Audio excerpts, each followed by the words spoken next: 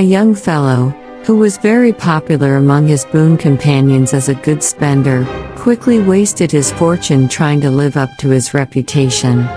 Then one fine day in early spring he found himself with not a penny left, and no property save the clothes he wore.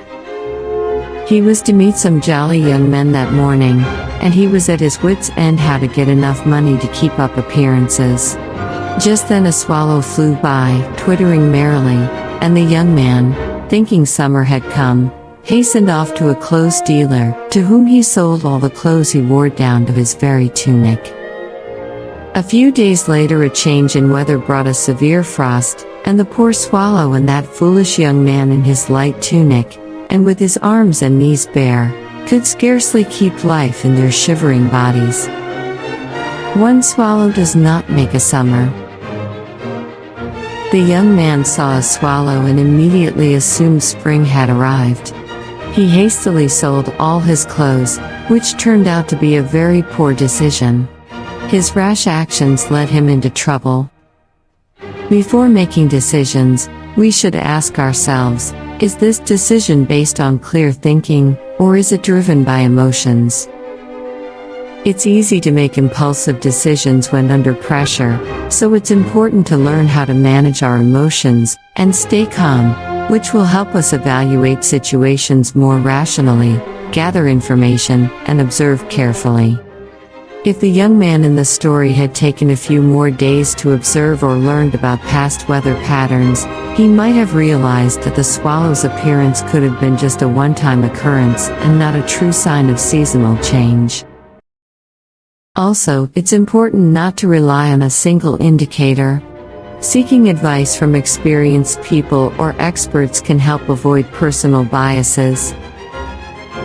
When making decisions, we shouldn't only focus on immediate benefits or outcomes, but also consider the long-term effects. The young man should have asked himself, if I sell my clothes and the weather turns cold in the next few days or a week, will I end up in a difficult situation? He could have tested the waters by selling just a portion of his clothes first, to see if the weather really stayed warm. This kind of testing the waters approach helps you gather more information without taking on too much risk.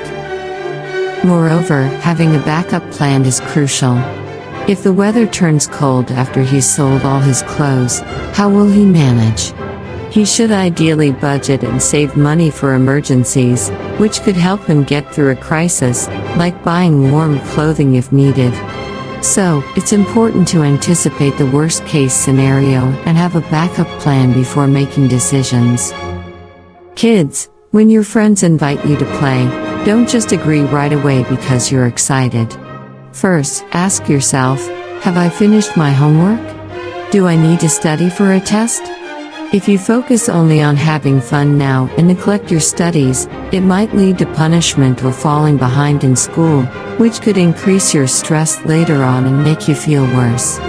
On the other hand, if you finish your homework and study first, the more time you have left, the longer you can enjoy playing without any stress.